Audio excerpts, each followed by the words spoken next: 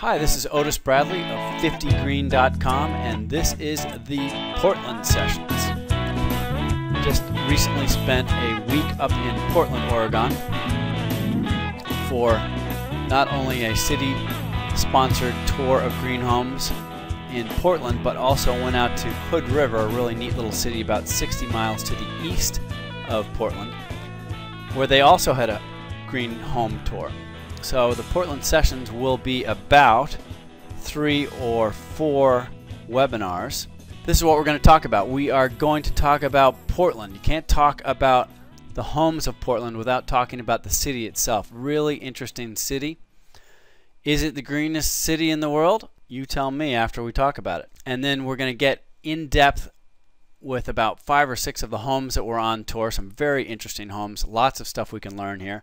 And then we also have the Hood River tour, a really neat little city, the capital of windsurfing and kite surfing, which is 60 miles east on the Columbia River.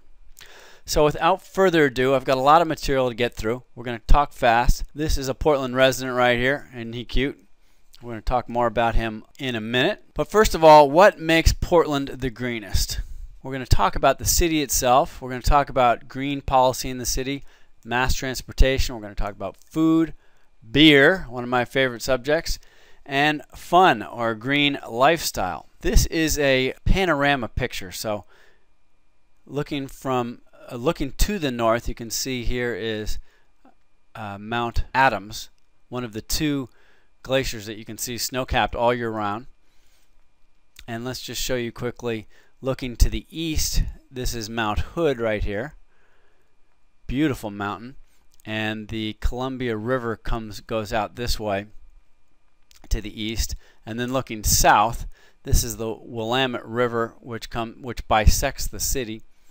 And this is looking towards southern Oregon. So north, east, and south views.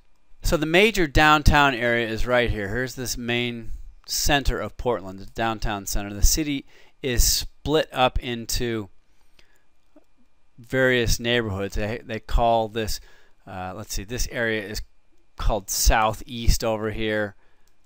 This is called Northeast. Very creative. And this one here is, what do we call it? Southwest. And then there's a little section up here that's called North. Anyway, there's sort of 5 neighborhoods. And then they split them up into even smaller neighborhoods like the Pearl District or the Mississippi area, each one with its own personality. But the city of Portland itself is just a gorgeous city. It is at the confluence of the Columbia and the Willamette rivers. The Columbia River is a huge river, which is the same river that Lewis and Clark followed in 1805 to reach. They were looking for a navigable trade route from the center of the country through the west, and this was also at a time when the U.S. still didn't own the western part of the country. But the city itself was incorporated in 1851. It currently has a population of almost 600,000. It's called the City of Roses. It has a western marine climate, which means warm summers and wet but temperate winters.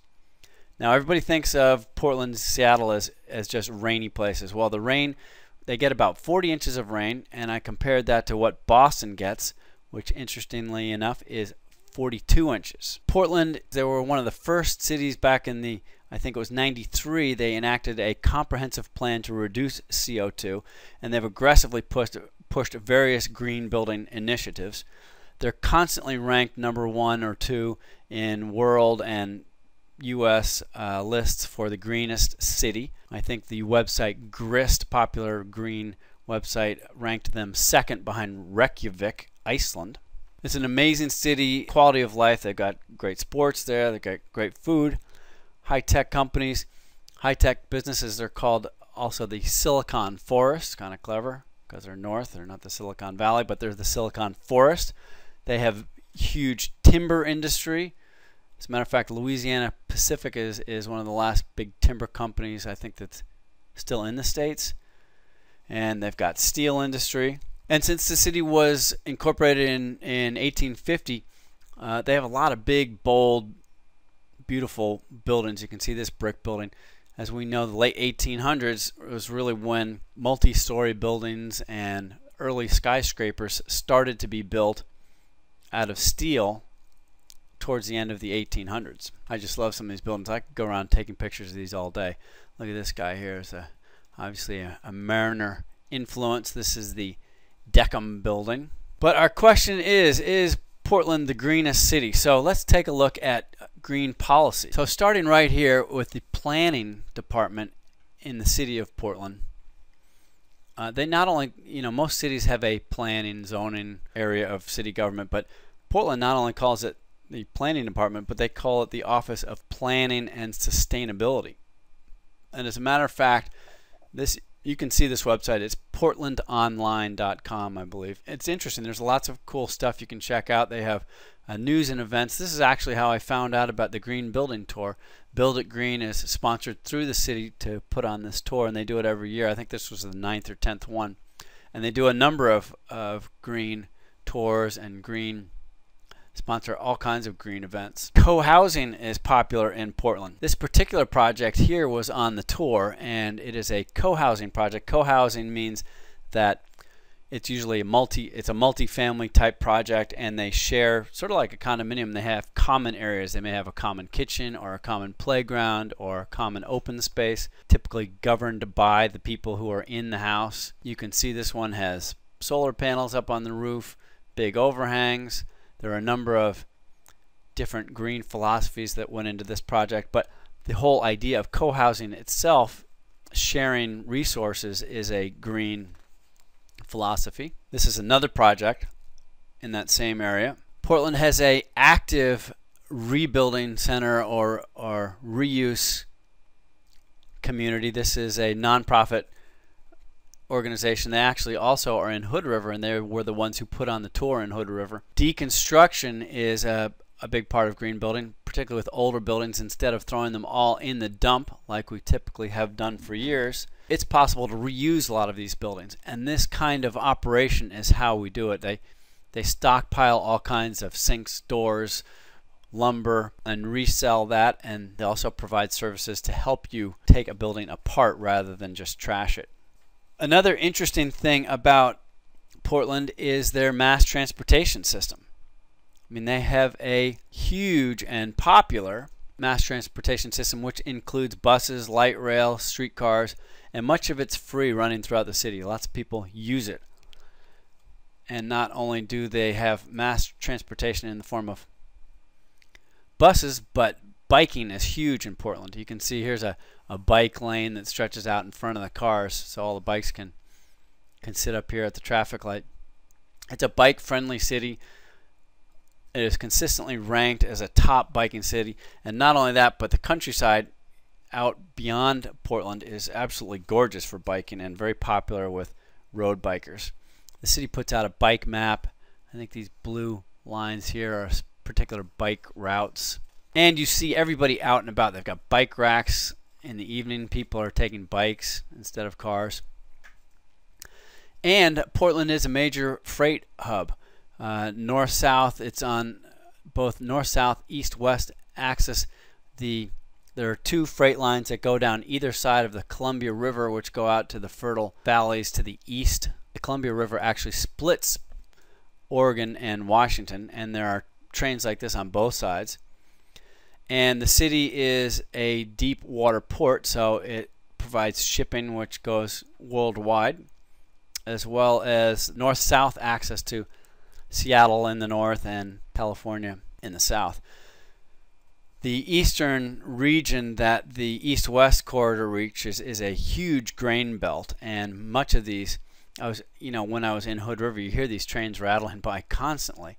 And apparently one of the major things they're carrying is wheat and grain from the grain belt to the east. Food. Portland is a big food city and incredible produce. Again, when you get out to the east of the city and around the Hood River area, they're just huge fields of orchards, pears, apples, cherries, plums, incredible fruit, as well as all kinds of other produce is produced in the Portland area. Localism, or The idea of eating local food is huge. And one of the really fun things about the city is this idea of these food carts. And these things are all over the place. This one here, I don't even know what this is. I thought it was pretty cool looking, the color. And it's kind of two-story. Looks like an old military trailer or something that has a second story. But each one of these, see the nice flowers there. Each one of these, I think this was Chinese. Each one of these has a totally different flavor. There's all kinds of these things. Here's another one. They're very creative. Apparently the mayor of the city has really encouraged these food carts, and they're often on empty lots that aren't being used, kind of temporary. They can move to the next place when they need to move. But there's someone up there who's famous for their waffle cart, another one for, there's lots of Mexican carts, Asian carts, dessert carts. Really kind of fun. And then a topic near and dear to my heart is beer. And we're not talking just any beer. Portland is an amazing city if you're interested in craft beer. I happen to be a home brewer, and I dabble in this myself. And not only is it an incredible brew city, but this time of year when I was there in October is the Hop Fest. And every brewery has a special fresh hop concoction. You can see this container here with all the actual right off the vine hops ready to go into a brew.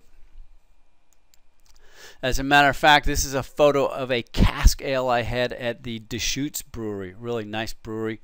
Cask ale is sort of the old-fashioned way. It's unfiltered, unpasteurized ale that is actually pumped up by it's not one of these taps, but it's what's called a beer engine, and you actually pump it back and forth to pull the beer out of the cask. There's no added CO2, and it's like they had in the old Wild West, in the days when they put the beer in the cellar to keep it cool, and before the Industrial Revolution basically lagerized American beer and put beer in the hands of 3 or 4 major breweries. The Rogue Brewery was right around the corner. And then there's another one. I don't even remember which one this one was. And this is the Hopworks Urban Brewery. This was actually part of the Green Building Tour. They had an info fair, and I really loved this. This one here, Hopworks Urban Brewery. They actually have a totally interesting story on their green philosophies. All their beer is organic. They use biodiesel for distribution of their beer. Even their brewery, they deconstructed the building and used a lot of green philosophies in rebuilding their brewery. But you can see this rig here is a bicycle with 2 kegs on it. It's a man-powered, or in this case woman-powered, portable bar that goes out to the festivals. They really have delicious beer, I have to say. Here's a solar panel here, and actually even they can throw a few pizzas on the back there too. Another thing Portlanders love is just to be out in the city. I think, you know, since it does rain and the winter can tend to be gray and gloomy, Portlanders like to get outside. They do lots of street festivals. And according to my cousin Tess, who is a Portland resident of many years, Keep Portland Weird is a slogan that they try to promote.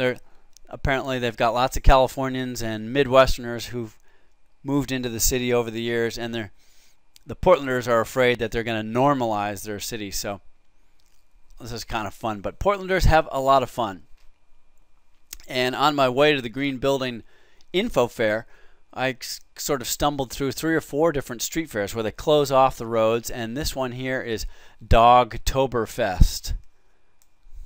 Get it? Dogtober. Anyway, this happens to be at a brewery, and they were giving free dog washes out on the street. The streets were all blocked off. You can see there were about 20 different dog washing stations. There's a live band. They would every once in a while they call a number, and you could bring your dog over here, get a free dog wash. And there he is. I just couldn't resist this guy. He and his sister was just as big as he is. And he did have a big drool hanging down. I think maybe he had a hankering for an organic ale. And guess where the Dogtoberfest was? At the Lucky Labrador Brewing Company. This is actually a brew pub They make their own beer, and it's called the Lucky Labrador. You know, you gotta love that. Cool stained glass window too. And this shot here, later that night we were grabbing a organic brew somewhere. This is my friend Joe getting his picture taken with a random group of Caped Crusaders. Apparently these guys just wander the streets in Portland. A lot of Portlanders like to dress up when they go out, so I asked if we could take a shot. You can see all these guys have their capes and different logos. I'm not even sure what they mean, but later that night we saw some other random Caped Crusaders biking through town with their capes streaming behind them. I guess if they fight crime as well as Superman does, it's a very safe city too. Okay, so the Green Home Tour. I wanted to focus on 5 or 6 of the homes that I saw. I guess 5 here. The Lone Fir House, the Harpoon House, Curtis House, the Commons, and Vermont Street. And we're going to go into each one of these in depth and talk about what is special about each one. But just an overview for our next webinar. This one here is called the Lone Fir House, and you can see the contractor here is called the Green Hammer Company. And what is interesting about this house is they're following the passive house principles. You may have seen some of our blogs on Passive House, which is a German and now also becoming much more popular in the United States philosophy of they concern themselves largely with super insulated walls and sealing the building so it is completely airtight. They believe that you make this building so well insulated that you need very little energy to heat or cool the building. Also notice the bike racks that are set out here with bikes in them. This is for the Green Tour. Next building is the Harpoon House. This was a really cool house. I think the footprint was something like 16 by 28. Very small but very vertical house. We're looking at the top 2 stories. It's actually 4 stories on a tiny lot. Very distinctive. Owner builder. Here's the Curtis House. The Curtis House used all kinds of, well, look at this nice passive ventilation techniques they use. Lighting. Natural ventilation, lighting, daylighting, a lot of interesting salvaged wood you can see here.